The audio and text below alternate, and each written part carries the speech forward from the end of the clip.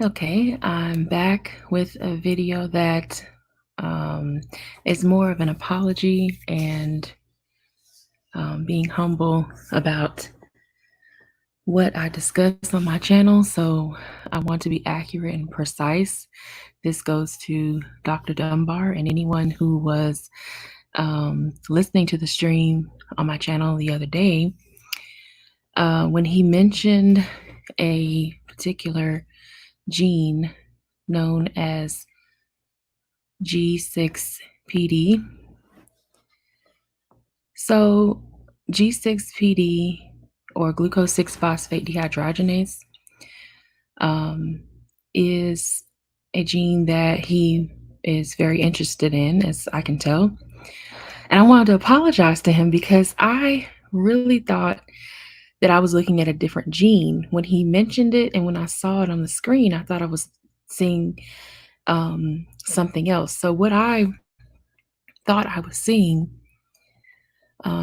was uh, not glucose 6 phosphate dehydrogenase, but actually um, a different gene, which I'll go to here, and which is a glyceraldehyde 3 phosphate dehydrogenase. So there's a difference, of course, as you can see already. Glyceraldehyde versus glucose 6. And I want to apologize completely to him because I was like, wow, if that's the case, we're in a whole heap of trouble. However, it's not the case. This is a totally different enzyme that relates to a deficiency, and that leads to a lot of other problems, clearly, when it comes to health. So, this article from Nature Communications was published in 2018, and I hope this is helpful to anyone who is interested in the G6 PD deficiency or any mutations, as they show that this gene has one particular common mutation. This is what arginine to leucine at the 459 locus, and that is going to be related with different problems that a patient will have. And so I haven't gone through this into detail, but they go into a lot of detail of what happens if you have the mutation, which they call Canton G6PD. And they talk about what that really means. They're studying this in lymphocytes, which are cells of the immune system. And their conclusions are very interesting. Has nothing to do with my work, but it is very interesting. And what they're showing is that a glucose 6 mutation can affect the immune system. So this is one thing that would be related clearly with the current pandemic that's going on right now.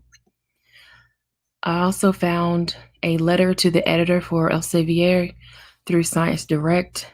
This was accepted April 15th this year, to 2020. And it talks about the G6PD deficiency and how it's prevalent pretty much worldwide, but in that, as they say here, highest prevalence is Mediterranean, as Dr. Dunbar mentioned. The WHO Class 2 severe deficiency with less than 10% activity is in the Arabian Peninsula and the West Asian area. They also talk about it being prevalent in Africa. So this was a letter to the editor as a way to establish communication, as this should be a marker on a gene set or a marker on a panel if you're going to determine what treatment options a patient should have with coronavirus or with advanced stages of coronavirus. So once again, this is really an apology video to Dr. Dunbar. I hope he accepts my apology. And this is one example of someone getting me being mixed up with the wording. So glucose versus glyceraldehyde, huge difference, but Once again, these are two articles that I think may be very important to look up. I left the citations for them, or the links for them, excuse me, in the description box. So let me know what you think in the comment section, and I'll talk to you soon.